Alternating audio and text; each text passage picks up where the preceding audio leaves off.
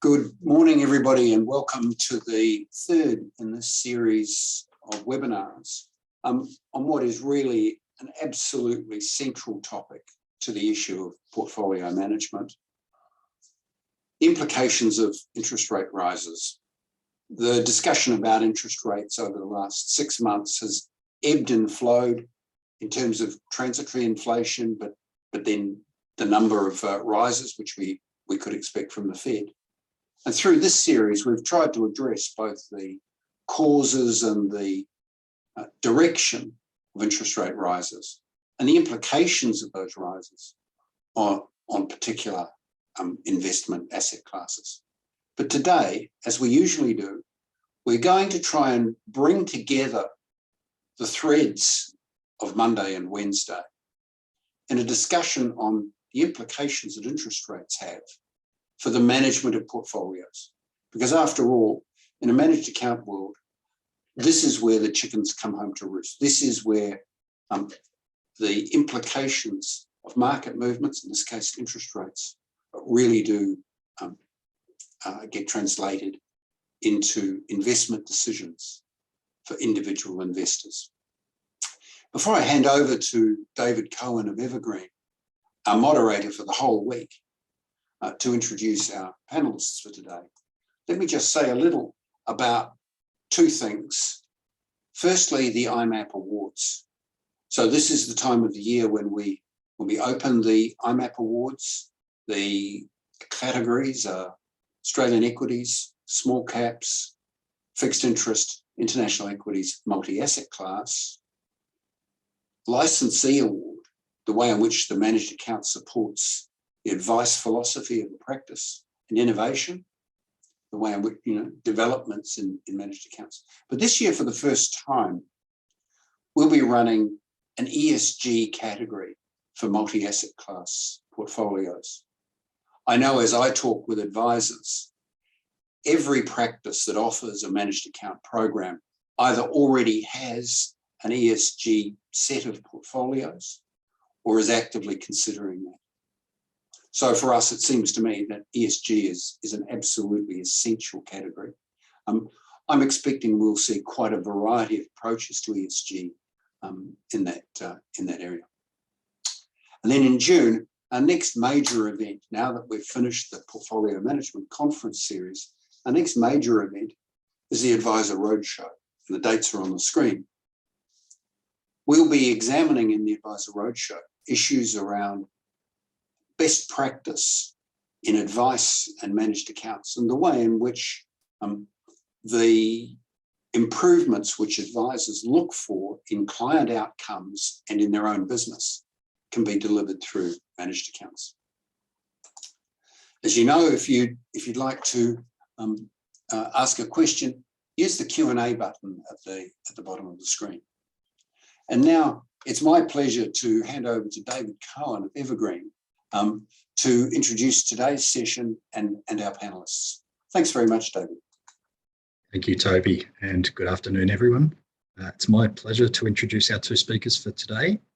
Firstly, we'll hear from Brad Matthews, investment strategist and founder at Brad Matthews Investment Strategies. Brad has over 30 years of experience and has held senior roles, including head of research and head of investment strategy for AMP Group. Following Brad, we'll hear from Brendan Paul, Senior Portfolio Manager at Atrium Investment Management, where he's responsible for the diversified portfolios. And Brendan also has extensive experience in global portfolio management of credit and convertibles. So with that, I'll pass to Brad to begin his presentation. Thanks, David.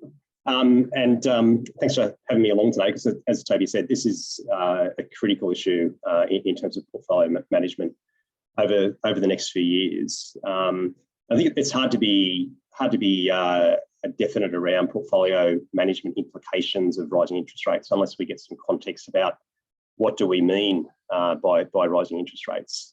So I've outlined on the second page there, Toby, a central forecast for interest rates in Australia. Now, it may take some time for us to get to these levels. I've said there 2 to 3 years. It could potentially take a little bit longer, subject to the economic cycle. But I think the the key point that I'd like to emphasise here is that the central banks around the world, I believe, are on a path to normalisation. And that's partly because inflation is on a path to normalisation as well. So I think some of the deflationary forces which have been so dominant over the past couple of decades have probably run their course to a degree.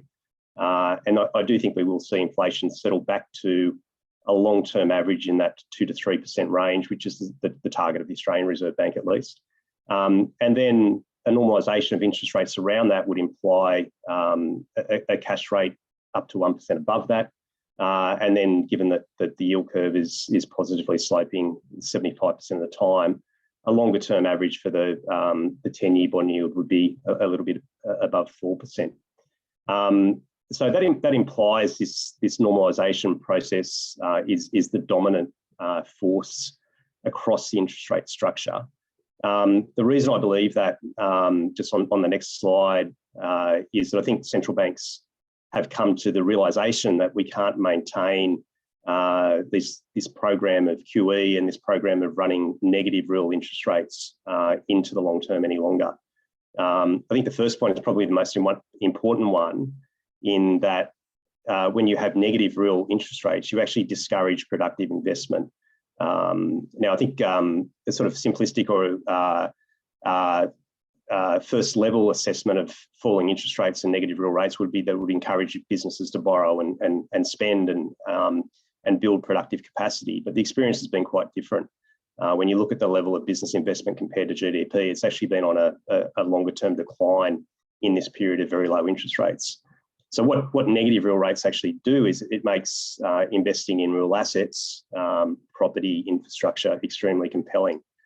So assets where effectively your income, which is inflation linked, grows faster than the discount rate or the interest rate, they're almost infinitely valued. And I think what we've seen happen with Sydney house prices is a good example of that. So you actually see a shift in capital towards less productive investments, and ultimately that's not good for economic growth. And we have seen a decline in productivity across the world in this era of negative real interest rates. So I think that the realisation that negative real interest rates are unsustainable from that perspective is gradually becoming the dominant thinking. The other consequences are a little bit more obvious around reducing housing affordability, precisely because of that reason. Whilst the home loans themselves become more affordable, you see the price of housing increase, and the great difficulty then becomes for people who are out of the market getting enough savings together to accumulate a deposit, and then you have all the social issues associated with that. The wealth inequality has been sort of well documented and discussed, but clearly having negative real interest rates leads to inflated asset prices. So those with assets have a much more accelerated wealth growth than those that don't. And I think the final point there is that it's actually ineffective at stimulating spending. So a lot of the logic for pushing interest rates down to such low levels was to stimulate spending in the economy. But when you look at the evidence of consumption spending and business investment spending in the decade that we've had of very low interest rates, it's actually been quite muted. We actually had higher average rates of investment and higher rates of consumer spending in the preceding couple of decades when interest rates were much higher. And there's various reasons for that, which I won't go into today, but it's something that I've written recently about. So just on the next slide, picking up a couple of those thematics, you look at the top part of the slide, we've got the level of household consumption spending in the orange line, and that shows that over the past decade, it's actually been running at a lower level. If you ignore the COVID blip there, it's been running at a lower level than the previous couple of decades, which I mentioned. The other factor there is that the savings ratio is operating at a high level today and has been operating at a pretty high level for most of the past decade. So one of the implications of this is that I think the private sector is actually reasonably well positioned to deal with higher interest rates. And we're not talking about dramatically higher interest rates, but I think there's enough buffer in household balance sheets and household spending to actually absorb the type of interest rate increase that we've got in that central scenario. So I personally don't look at that interest rate scenario and think that it's going to be recession causing or is going to be a major detractor to company earnings growth. So I don't necessarily think it's bad news for equities, for example. Just moving on to the next slide there. So what are the implications that we're thinking about? As I said, I think growth assets will ultimately come through this okay. What we've seen in January and December last year is that there is a spike in volatility, and certainly equity markets don't like unexpected increases in interest rates. But I do think ultimately, when you invest in growth assets, you do get protection from inflation. Company earnings tend to grow in line with inflation.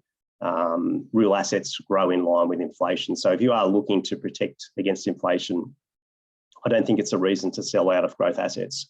As I said, I think that the real economy can absorb the higher interest rates, so there shouldn't be too much damage to longer term company earnings as a result of what we're forecasting there.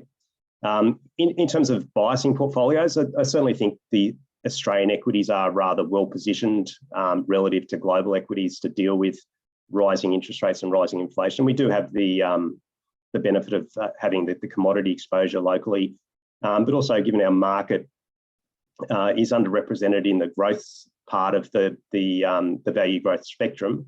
As we know, it is growth equities that tend to get hurt more by rising inflation and rising interest rates. I'd also suggest that property and infrastructure are still relatively well positioned. Again, because the type of interest rate increase we're talking about is not substantial and only marginally above the inflation rate, that we can dial down any of the volatility or downturns in the economic cycle that may be associated with rising interest rates by having a healthy allocation to property and infrastructure. In terms of fixed interest, because the current level of interest rates is below where we see the longer term level being, I don't think it's a particularly good time to have long duration assets, although it should be noted that those yields have come up reasonably significantly over the past 6 months. So it is starting to look a little bit more attractive, and as those rates come up, I suggest from a portfolio perspective, we think about leaning into duration and gradually accumulating it. We're not going to be able to pick the peak there. So taking a somewhat sort of dollar cost averaging approach to that, I think makes a lot of sense. Another asset that people talk about when they're talking about rising inflation and interest rates is gold. I do think gold can play a tactical role in portfolios, although I think it's a little bit more questionable from a long-term strategic allocation sense. But certainly, if there are periods where the rate of interest rate increase doesn't keep pace with inflation, that could be a good time to hold gold, where you do have a persistence of negative real interest rates. And just on the final slide there, Toby, in terms of leaning into duration, one thing I would highlight is that over the past month, the 2 to 3 year part of the Australian yield curve, I think, has become quite interesting. It has increased quite sharply. So you now have 3-year yields above 2%. Now, given the extent to which the Reserve Bank has indicated they will be quite slow in raising interest rates, it is quite difficult to see a scenario where the average cash rate reaches that level over the next 2 to 3 years. So I think possibly one way to play an increase in duration at the moment is to hold a duration exposure around that 2 to 3 years, which there's a couple of funds that you can do that through. That to me would appear to be a better bet from a risk perspective, rather than going to the longer end of the curve, where whilst you get a marginally higher yield, I think there's far more uncertainty and far more risk of capital, given the potential for those longer term yields to rise further from here. So I might wrap it up there, and I know we'll have some interesting conversation on this. Thanks. Thank you, Brad. Very interesting comments. And so we'll turn now to Brendan, and I think we might just take a moment to get the presentation prepared.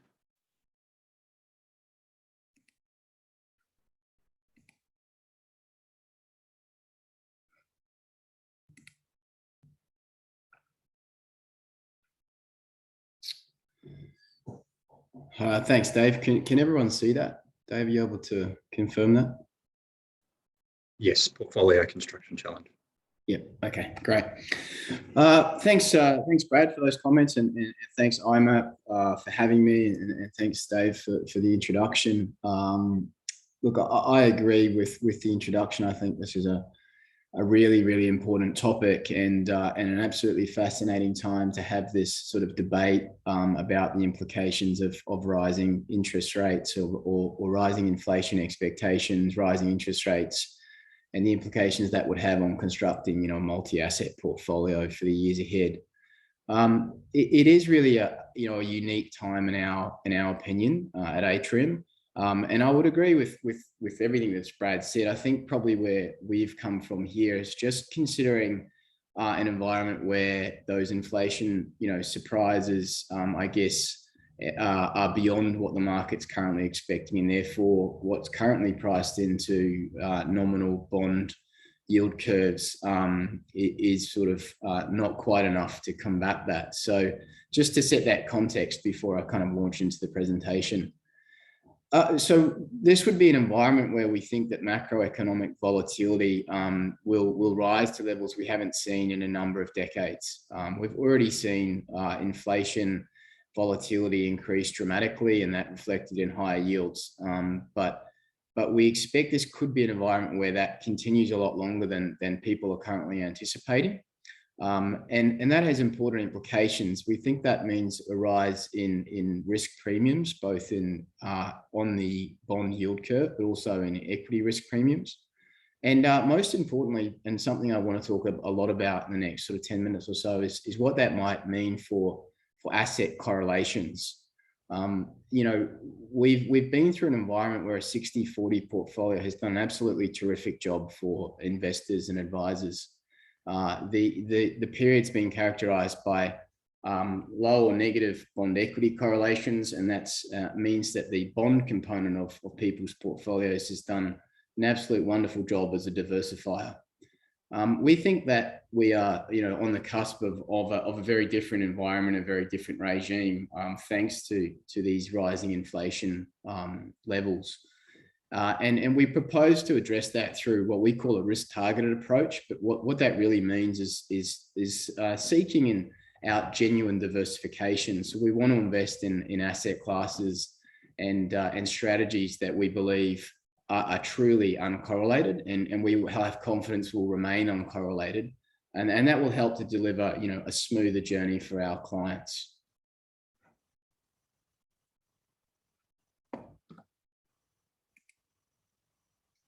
So this is a graphical representation of that bond equity correlation that I spoke of. And if you focus in on the pink line there, that's what we call US core PCE. It's the favored measure of inflation that the Federal Reserve in the US looks at. And you can see that, over the sort of prior, 20 to 30 years, we've had, really subdued and well-behaved inflation environment.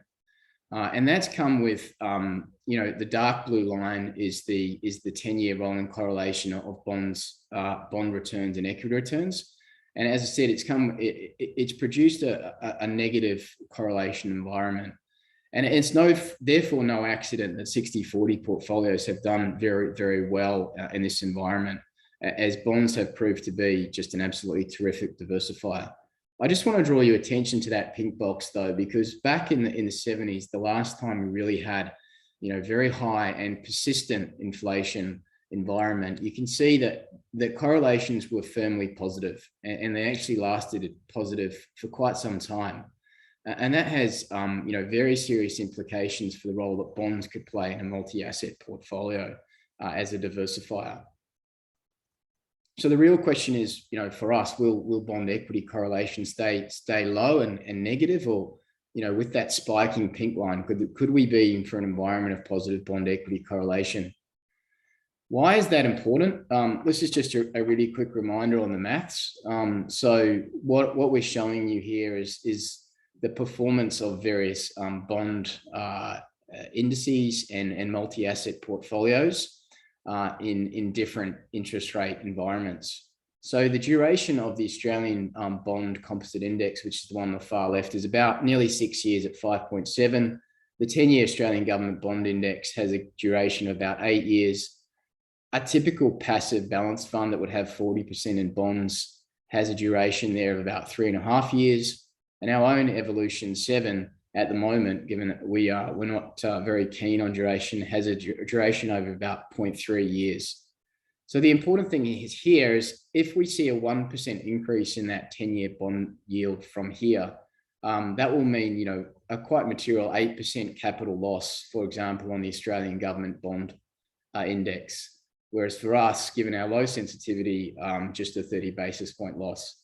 If 10-year bonds were to go up to that 4% level, which is the 20-year average, and I think wasn't far off the forecast that Brad put in his slideshow, that would be a far greater material capital loss, up to 17% capital drawdown if you had an investment in the Australian 10-year government bond. So a material sort of capital loss, and obviously not a great diversifier going forward, particularly if you think about that environment that Brad spoke to, where possibly you have bond yields increasing quickly, which would be negative for equity returns, and therefore both of your components of your 60-40 portfolio underperforming at the same time. Our mind would then turn to, so what does work in this environment of high and rising inflation?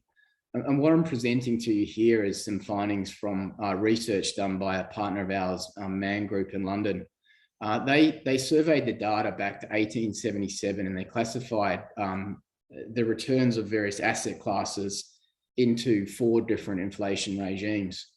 The one we're most interested in is the one we call the FIRE regime, which is an environment of high starting inflation and then rising inflation. So you could argue that's the environment that we face right now, high inflation and continuing to rise.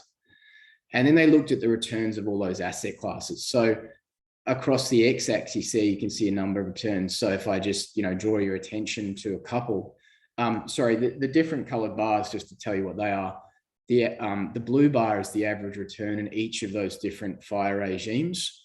And then the gold bar is the return of that asset class in the current regime, which they classify to have started in March 2021. Just to highlight a couple of interesting points here. First of all, US equities. So US equities have done very well in that time frame. But this research would suggest that they would ordinarily struggle in a high and rising inflationary environment. And if I just quickly draw that back to Brad's comments around equities doing okay, I think the difference here again is if this is an environment where we would expect inflation to continue to surprise on the upside, which would erode those equity returns. If you turn your attention out to the left-hand side of the slide, you'll see commodities, and many of you will be familiar with the performance of oil and energy of late, but also other commodities, underlying commodities doing particularly well. So that is well predicted by this research, and the returns, commensurate with that. The other one that I want to draw your attention to is the one on the far left there, and that's entitled All Asset Trend here, but what it really is trend following. And it's predicting, a really strong positive return in this high inflationary environment. And returns, whilst positive, haven't quite lived up to that expectation yet. Why that's important in the context of this conversation is because, we're, as I said at the start, we're going, okay, we want to build a portfolio robust to this inflationary environment. Trend following is an allocation that we like. We put it in our liquid alternatives bucket. And we think it has, really great qualities at this point in the cycle. So what I'm showing to you here is a contribution of returns chart for our own trend following allocation.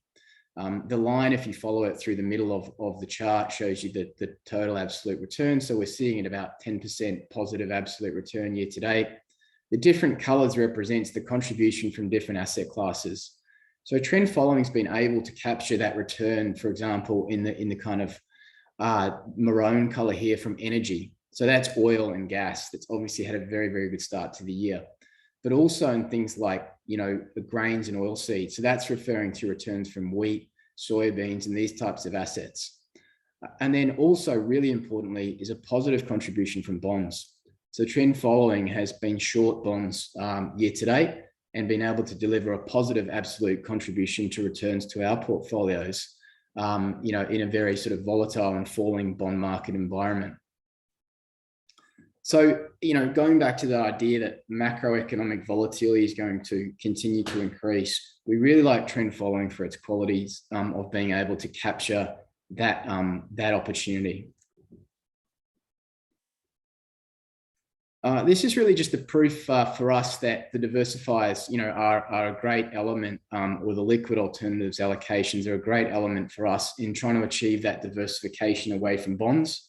So you've got two episodes here highlighted in grey where you've got inflation scares, if you like, of late and falling bond prices. So the dark blue line is the performance from our alternatives portfolio in the Evolution 7 series. And then the gold line is the performance of bonds. And you could see that in those two inflationary scare environments, our portfolio alternatives had provided really robust positive absolute returns against you know, the negative returns coming from bonds. So we feel that they've really done their job as we would expect. We retain that allocation because we want to retain that robustness to the inflation scare continuing longer than what people may expect. I'm conscious of time. Very quickly, just to sum up, this is a slightly different way of looking at the same information. On the left-hand side is the rolling return from our diversifiers bucket. And you can see the divergence here of late as inflation has become a concern. The absolute, you know, cumulative return from bonds has fallen, whilst the return from our diversifying bucket has continued to increase. We're also very interested in maximizing return for a given level of risk. So on the right-hand side, what we're demonstrating here is that the Sharpe ratio of the return per unit of risk for our diversifiers bucket has increased, you know, dramatically over that period, whilst the, you know, the return per unit of risk for investing in the Australian composite bond benchmark, for example, has fallen as inflation has become more of a concern in recent months. And most importantly, where I want to finish today is the question might be asked, well, how do you think about sizing these allocations? So what we have here is a risk waterfall. And the top chart is a passive 60-40 portfolio.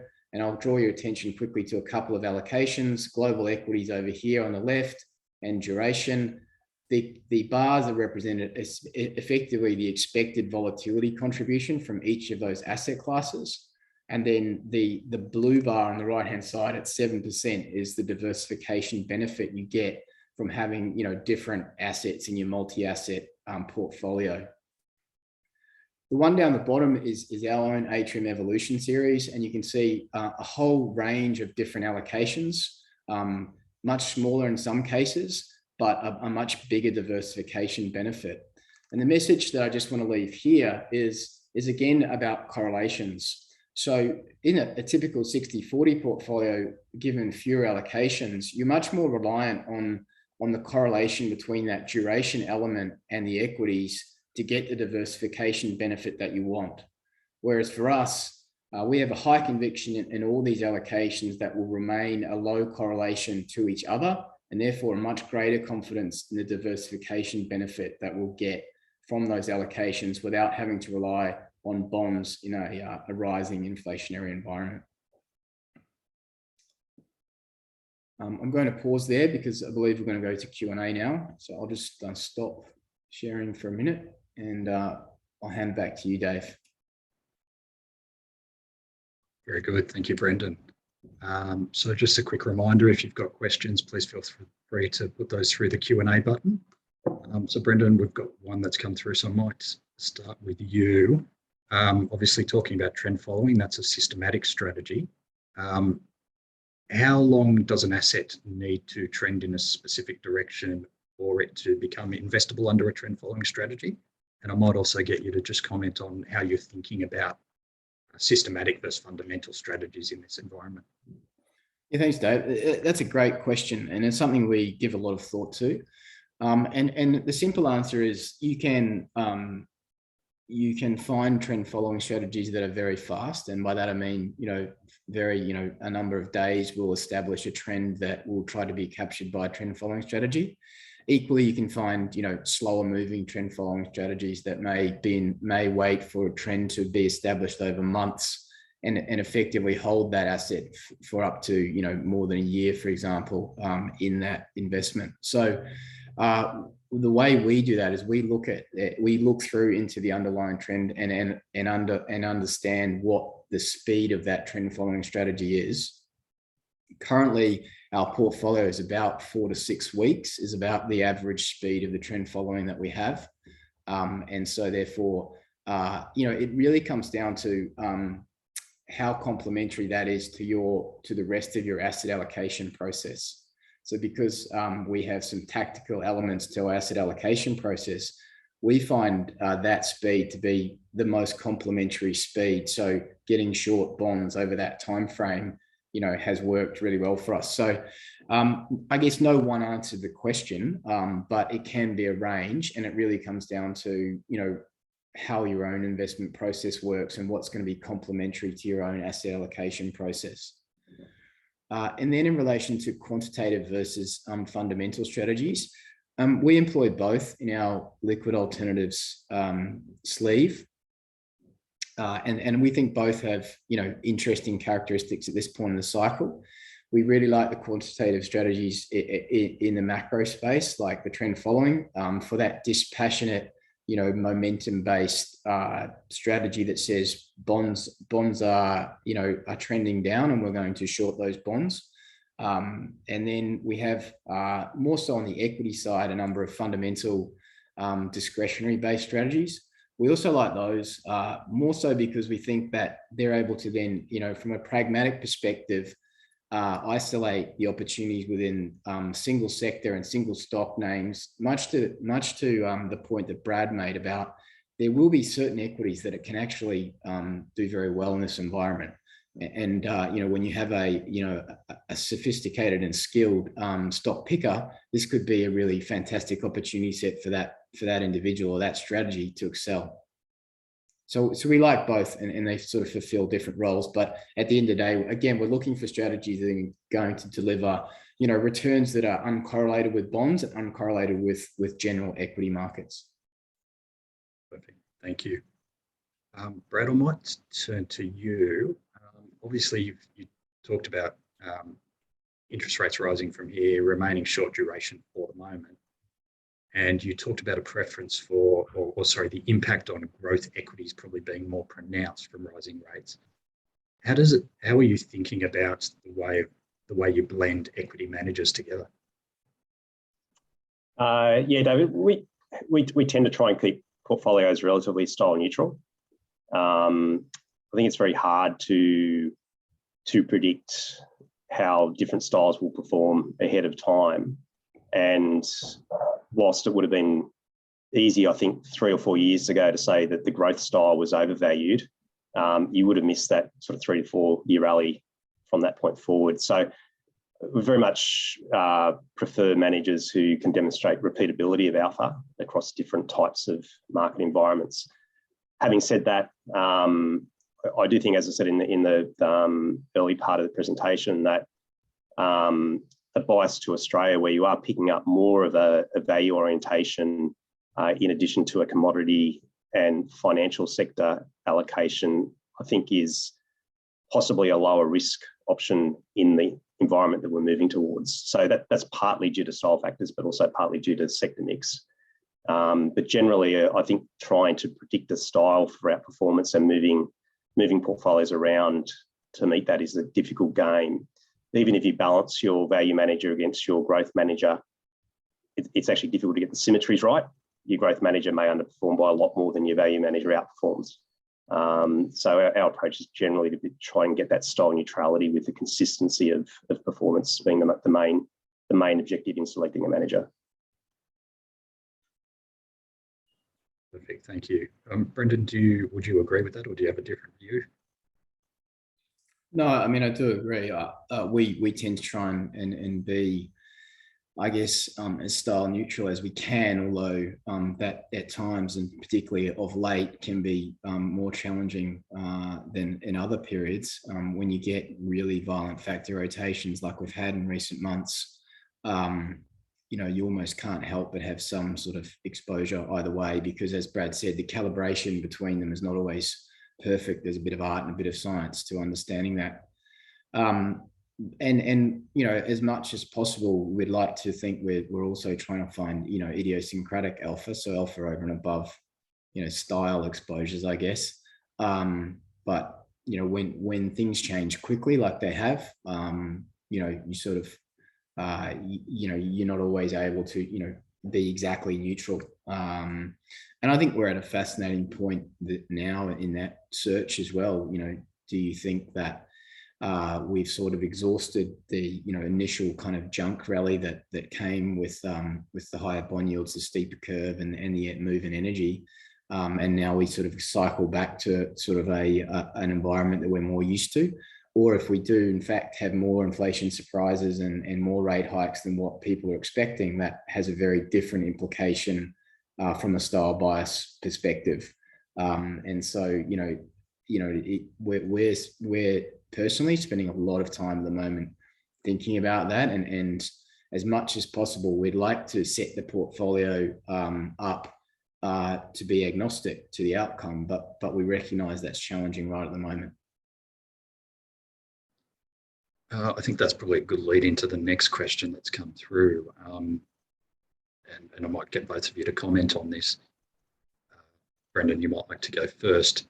The environment at the moment is supply side driven inflation, and as Brad pointed out, reasonably healthy consumer at the moment. If this changes to a wage price spiral, for example, or some sort of inflation driven because of that, does that change the way you think about all the managers you're selecting?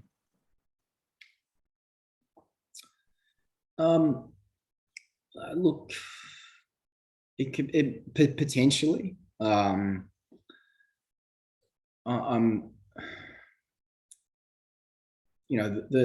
There's so many moving parts at the moment. It's a little difficult to kind of have clarity on the implications. I think about this coincidence of a sort of building inflation concerns in a post-pandemic world, overlaid then with a geopolitical shock, with the war in Ukraine, and then overlay that with maybe potentially further supply chain issues because COVID runs rampant in China and disrupts supply chains further. I think it's very sort of difficult to have a kind of high conviction view on how that plays out. So again, I think we would probably go back and say, well, we're certainly retesting our conviction in all our managers and their alpha streams, and I guess trying to understand how they think about each of these implications, and are they making material changes to their portfolio at the moment or not. And we don't want them to engage in style bias in any way or change their process dramatically, but it's always interesting to see some managers would tend to be far more pragmatic in their outlook than others who tend to be a little bit more dogmatic in their style. And so look, it's potentially not a great answer to the specific question, except to say that we're always trying to sort of test our knowledge of our own managers and processes to understand how we think they're going to deal with the environment, and therefore what we're going to get depending on which way that goes. Like, is it a wage price spiral, or is it just something that dissipates when supply chain issues are addressed? What does that leave us with in either of those scenarios? Yeah, it's clearly very difficult to forecast. Brad, is there anything you'd like to comment there? Yeah, look, I think that it's a good question in terms of, I think it's sort of looking at what is the risk that inflation gets out of control if it becomes entrenched in wage increases. And it's one of the scenarios a portfolio needs to deal with, and potentially that's where an asset class like gold may have a lot of value in trying to protect against that sort of extreme inflation scenario. I think it's also another reason why you wouldn't necessarily take that bet on long duration at the moment, because we actually don't know where inflation will end up in this cycle. I think that the general expectation is that because it's largely a temporary supply issue with a sort of reasonably strong demand and hasn't really infiltrated too much into wage patterns, that it will moderate relatively quickly down to that sort of 2 to 3% level, I think is market consensus. Another way you could protect against that more extreme scenario is by taking some inflation-linked bonds in the portfolio as well. But certainly that's not a central scenario for us. I think there's a lot of evidence to suggest that labour markets in the modern economy just don't really move into that world very often, where you do get excessive wages demands. I mean, the labour market is very, very tight across most developed economies now, including Australia, and we've actually seen very muted wage response. I think that's a structural issue in the labour market, which I think ultimately keeps a check on inflation. Although I will say it will be quite interesting to see the minimum wage case in June around just how far those minimum wages are allowed to rise, because this is probably the ideal environment to get those wage increases through, and that may set wages at a new level. Yeah, very true. So I might stay with you, Brad, just to clarify. So in your presentation, you talked about property and infrastructure as being attractive assets. Are you referring to listed or unlisted exposure in that sense? Yeah, look, I think both. Conceptually, both have inflation-linked revenue flows, so they can help protect wealth because of that. I think if the increase in interest rates becomes too extreme, then they start to get damaged, because they do hold debt, and they are frequently purchased with debt, so that it does start to erode their value once interest rates rise above a certain level. But I think if we're talking about a normalisation process, those asset classes can certainly help dampen the volatility in a portfolio in a period where rising interest rates will cause some volatility. I don't think there's any doubt about that. There'll be times when the increase in interest rates starts to panic equity markets. And I think we saw a good example sort of December, January, where infrastructure held up really well, even though interest rates were increasing. So I think it can continue to play that volatility dampening role in a portfolio. Obviously more so with direct, but I think that there's evidence there that listed can also play a role. And do you see cash as having a role at the moment? Look, I think cash at the moment I would still keep at a minimum, because it's being artificially held low by policy. And when you start to see some of those shorter duration yields available in that sort of 2 to 3% range, for example, it's hard to create a scenario where cash actually does better. So I think cash is being held artificially low for a period, and I would only hold cash that you need for transactional purposes.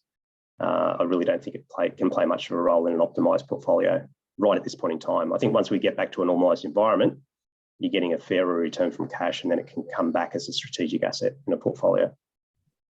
Okay, thank you. Brendan, I might ask you, just given your sort of credit background, what do you think is the role of credit in this environment where nominal yields are rising? And perhaps also just comment on inflation-linked bonds, whether that's an asset class you'd be interested in. Yeah, so on credit, if I go back to that kind of research that we looked at, I guess it depends on investment grade or high yield, but certainly in the high yielding credit, that correlation with equities would suggest that if inflation becomes entrenched, and we are in a high and rising inflation environment for a number of years, that would suffer through its kind of risk correlation. The other element, of course, is you want to have low duration in your credit exposure, or at least that's how we think about it. We don't want to be taking on duration via credit. We want floating rate credit where we have it, and we do have exposure in the portfolio, so we're quite selective. There are pockets. We have an active credit manager that we use that has a global mandate and is able to move, across investment grade and high yield, across things like loans, asset-backed securities, the entire range, looking for the mispriced asset. And then, also hedging out duration exposure to give that more kind of pure credit return. So we think it has a role. We just want to be careful about, again, if I think back to the risk waterfall, we want to understand what the correlation is between that asset and our equity exposure, and just make sure that we're comfortable having that amount of kind of risk assets in the portfolio, what the look-through sensitivity is there. And then, of course, if you go down to the single sort of stock level or single corporate level, especially you would think that, pockets of high yield could struggle if the wage pressures and cost pressures become entrenched. High yielders that are lower quality credits, default cycles would increase in that environment, potentially over tightening that leads to a recessionary environment. Would increase that default rate expectation as well, and high yield credits would suffer. So I guess my answer would be selective, be careful about the duration elements that come with credit. Understand that, make sure that you're not sort of taking on more duration than you're comfortable with in the portfolio, given that nominal yields could continue to rise from here. Inflation-linked bonds, is part of the mandate of some of our managers. We haven't directly used them. The liquidity in Australia is not terrific, as I understand it. And so, look, they can play a role, but I'm not really in the best place possibly to comment on the specifics, on the US or the UK market. I believe is big as well, but we have managers that look at that for us. They can be a component of protection alongside, potentially gold if yields, real yields stay negative, as Brad called out. Okay, perfect. Thank you. So Brad, I might ask you just to comment. You talked about having a bias to Australia. With inflation being at different levels across different regions, does that make you think differently about how you allocate regionally? Yeah, to a degree. I think that's also part of the attraction of Australia, is that certainly at the moment we seem to have a more constrained inflation situation. So you combine that with a Reserve Bank, which is sort of more dovish. I think it lowers the risk that inflation/interest rates is going to be a major drag on markets here. So that's certainly a factor in that thinking of why Australia looks a bit less risky at this point in time. And can I ask you, you mentioned reduced housing affordability as a consequence of negative real rates. This is obviously a tough question, but do you think the rising rate environment leads to a reduction in house prices, and hence it starts to ameliorate some of that affordability issue? Yeah, and it's counterintuitive, but it's because of the way asset prices work in relation to interest rates, that I think the housing market is long overdue for a period of at least stability in prices, and you potentially get that through rising interest rates. And look, I know personally, first-home buyers who are trying to get into the market actually want interest rates to increase to try and take some heat out of the property market. So their problem is not being able to afford the loan, because the borrowing capacity assessment of banks is pretty conservative these days. Their problem is getting the deposit together. So I think housing affordability does potentially improve with a mild increase in interest rates. In terms of the outlook for resi prices in a climate of rising interest rates, I think you potentially do see some weakening in prices. I've been surprised to the extent to which vacancies have held tight over the last couple of years, despite a lack of population growth. And we've also had quite healthy supply addition. But I sense there could be a tipping point there, whereas rates rise, we start to see supply overwhelm demand. Much will depend on the speed of the return of overseas migration, and I think you'll see those areas typically popular with migrants could go quite well, but other areas may struggle with higher interest rates. Okay, thank you. So perhaps turning to Brendan, you mentioned that you do run a tactical overlay among your portfolios. Has this environment caused you to be more dynamic or more tactical? It has. We've certainly been more active. Well, probably really post March 2020 is that our tactical activity has increased quite materially. And so we do that in a number of ways, but in the Evolution series, we're able to use derivatives ourselves, so directly use derivatives on equity markets, on currencies, on commodities, and on bond markets. And we've used all four of those in the last 18 to 24 months. I think that comes back to my earlier point about the opportunity that comes from increasing macroeconomic volatility.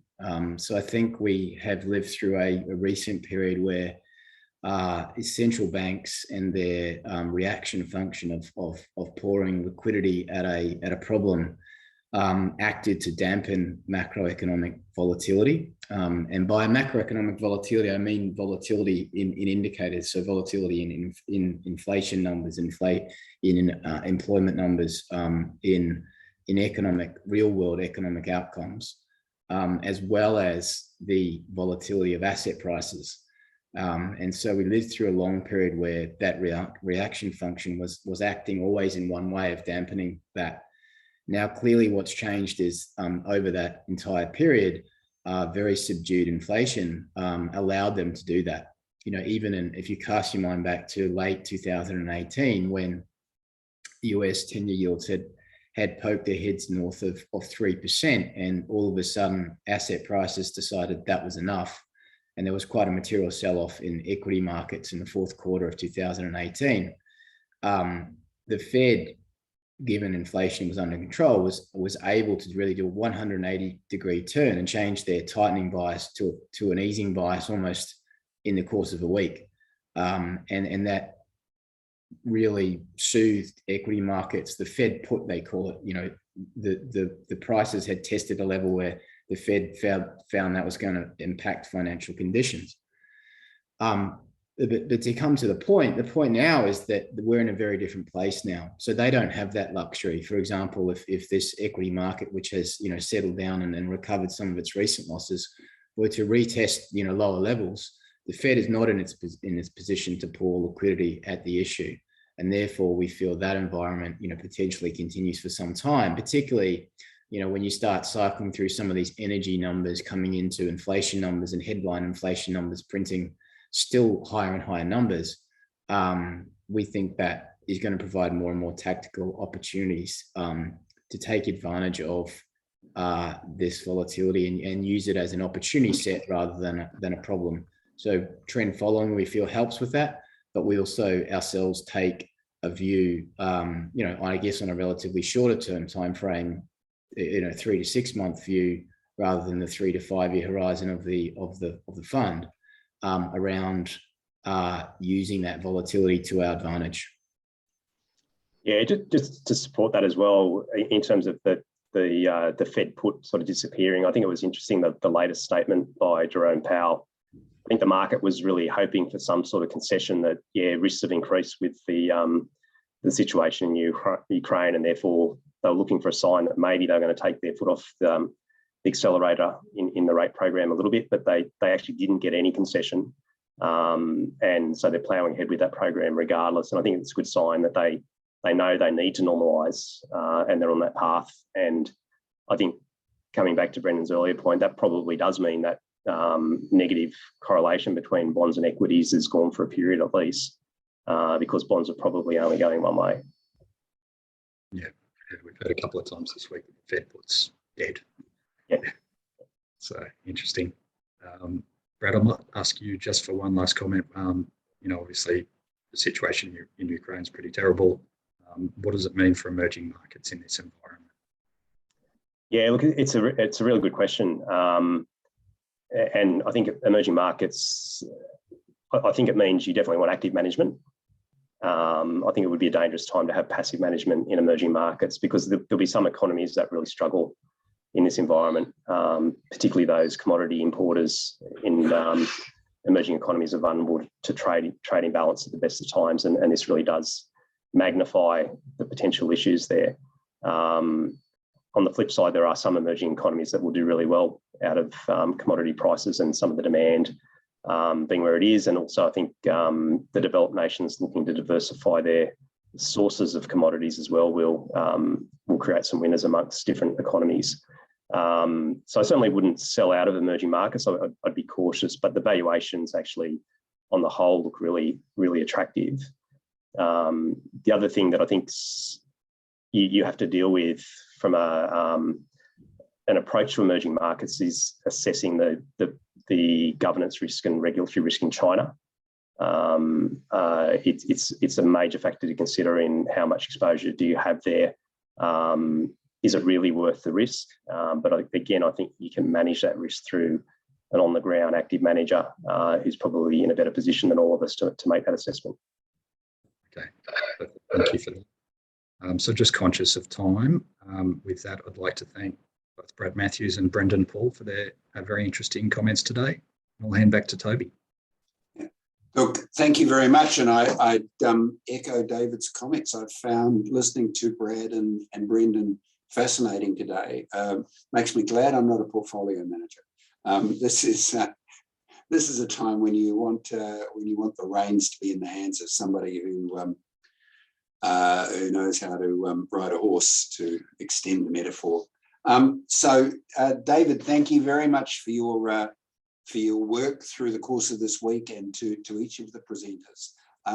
Just in conclusion, let me just remind you that the awards are open in April, next week, and that in June we'll be dealing with the issues of the use of managed accounts and the commercial and regulatory issues that attend on them in our advisor roadshow. So thanks very much for joining us today. We'll look forward to having you join us at our next webinar series. Thanks, David. Thanks, Brendan. Thanks, Brad. Thank you.